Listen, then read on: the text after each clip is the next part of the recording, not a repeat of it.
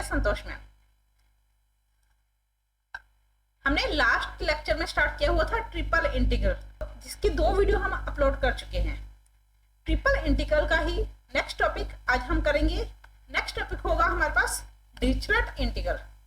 Triple integral को easy way से करने के लिए इसका यूज किया जाता है डिरिचलेट इंटीग्रल। अब ये फॉर्मूला होता क्या है? Triple integral of x raise to power l minus 1, y raise to power m minus 1, z raise to power n minus 1, dx dy dz। अगर हमारे पास x की power l minus 1, y raise to power m minus 1, z raise to power n minus 1, ये minus 1 fix होगा, minus 1 होना चाहिए। Minus 1 किसके साथ है? l minus m minus n minus 1 के साथ। तो इसका सॉल्यूशन क्या होगा? Gamma of l, gamma of m, gamma of n upon में gamma of l plus m plus n plus 1। लेकिन इसकी एक कंडीशन है, ये फॉर्मूला तभी अप्लाई होगा अगर x पॉजिटिव है, y पॉजिटिव, z पॉजिटिव, यानी x और x y z ये तीनों के तीनों पॉजिटिव नंबर होने चाहिए और तीनों का एडिशन लेस देन इक्वल 1 है। तब हम इस फॉर्मूले को यानी डिरिचलेट इंटीग्रल को अप्लाई कर सकते हैं। किस तरह से अप्लाई करना है इसे हम एक क्वेश्चन के द्वारा समझते हैं। तो देखो क्वेश्चन क्या है? Evaluate triple integral of x y z dx dy dz। अब हमें इसका इंटीग्रल फाइंड करना है। Where region of integration is the complete ellipse. जहां पर जो इंटीग्रल का रीजन है वो इलिप्स है, यानी x square upon a square plus y square upon b square plus z square upon c square is less than equal 1। अब यहाँ पर डिरिचलेट फॉर्मूला किस तरह से अप्लाई होगा? इसके 2 मेथड होंगे, जैसे कि मैंने आपको पहली 2 वीडियो में बताया है। यहाँ से हम x y z की लिमिट को फाइंड कर सकते हैं, लेकिन अगर हम यहाँ से लिमिट को फाइंड करें तो वो काफी लेंथी प्रोसेस हो जाएगा। जैसे फॉर एग्जांपल अगर हम z की लिमिट फाइंड करें तो z square upon c square, यानी z square is equal to c square 1 minus x square upon a square minus y square upon b square.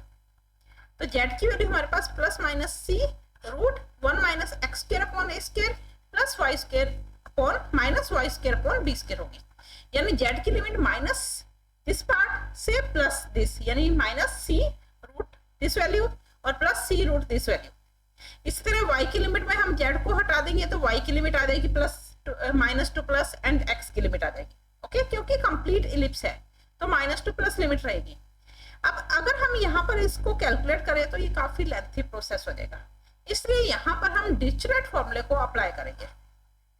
लेकिन डिरिचलेट फॉर्मूला अप्लाई करने की एक कंडीशन है। Formula तभी apply होगा अगर यहाँ पर ये x है, इसे हम x की पावर 2 माइनस 1 लिख सकते हैं, y की पावर 2 माइनस 1, z की power 2 minus 1, dx dy dz। तो यहाँ से lmn की वैल्यू तो हमारे पास 2 आ गई, लेकिन ये कंडीशन होनी चाहिए कि x y z तीनों के तीनों पॉजिटिव और तीनों का जो एडिशन है वो लेस देन इक्वल 1 होना चाहिए। लेकिन यहाँ पर ऐसा कुछ नहीं है, तो सबसे पहले हम कंडीशन को सेटिस्फाइड करवाएंगे, फिर डिरिचलेट फॉर्मूला अप्लाई करेंगे।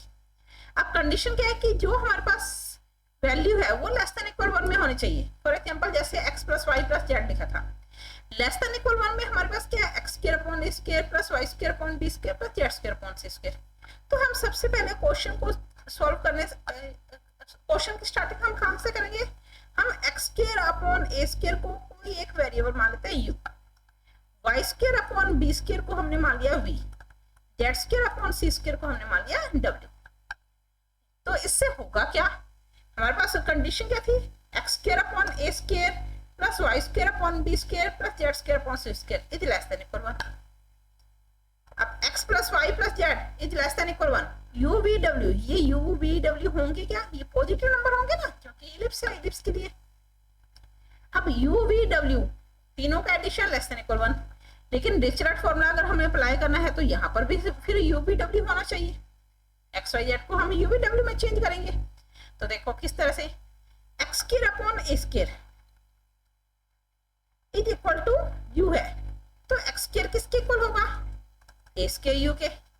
अगर हम इसका डेरिवेटिव करें तो 2x dx किसके इक्वल होगा? a स्क्वायर du के। x dx किसके इक्वल होगा? 1/2 a स्क्वायर du के। ओके, यानी x को हमने u में चेंज कर लिया। इसी तरह से similarly y square upon b square किसके इक्वल है? v के। तो यहाँ से y square is equal to b square v, 2y dy is equal to b square dv and Z square upon C square is equal to W, therefore Z square is equal to C square W, और 2z dz किसके equal आ जाएगा हमारे पास, C square D W के equal होगा। Okay, अब यहां से देखो एक्स वाई जेड ये तीनों वैल्यू हमने किसमें चेंज कर ली, यू वी डब्ल्यू में।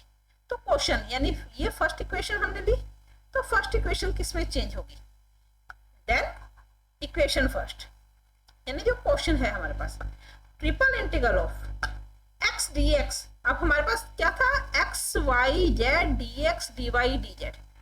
तो देखो एक्स डी एक्स की जगह हम क्या लिखेंगे, half of A square D U, Y D Y की जगह हम क्या लिखेंगे, half of B square D we. इस तरह से जेड डी जेड की जगह हमारे पास क्या आ जाएगा, half of C square D W. समझ में आ रहा है ना, ये 2 से हमने डिवाइड कर लिया, तो y D y half of B square D we. इस तरह z d z half of C square D डब्ल्यू। 1/2 1/2 1/2 किसके इक्वल होगा, 1/8 के। Triple integral of A square B square C square, ये कांस्टेंट है हमारे पास, a square B square C square, D u d v d डब्ल्यू, जहां पर u प्लस वी प्लस डब्ल्यू ये क्या होगा, less than equal 1, and u v डब्ल्यू ये सारे के सारे पॉजिटिव नंबर होंगे। अगेन देखो u प्लस वी प्लस डब्ल्यू ये less than equal 1, and u v डब्ल्यू ये पॉजिटिव होंगे।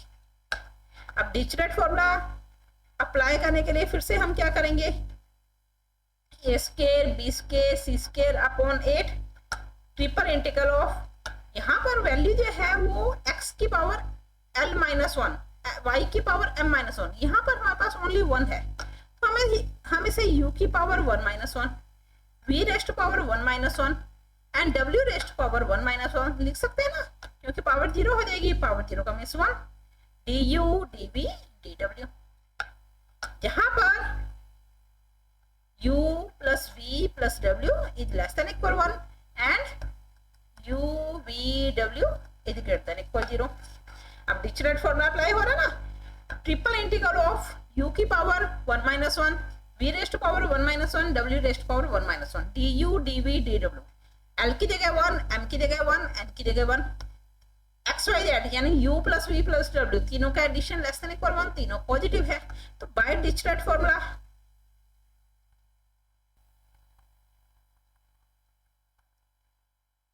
डिरिचलेट फॉर्मूला क्या होगा, अभी मैंने आपको बताया था, a square B square C square upon 8 में कोई चेंज किया, gamma of l gamma of m gamma of n upon में gamma of l plus m plus n plus 1, gamma of 1 1 के इक्वल होता है, तो a square B square C square upon 8 ये तो 1 होगा, ये गामा ऑफ 4, गामा ऑफ 4 का मीन्स क्या हो जाएगा, factorial of 3, A square B square C square upon 8 factorial of 3 का means 6, it means A square B square C square upon 48 जो कि सॉल्यूशन होगा। ओके, आगे समझना क्वेश्चन।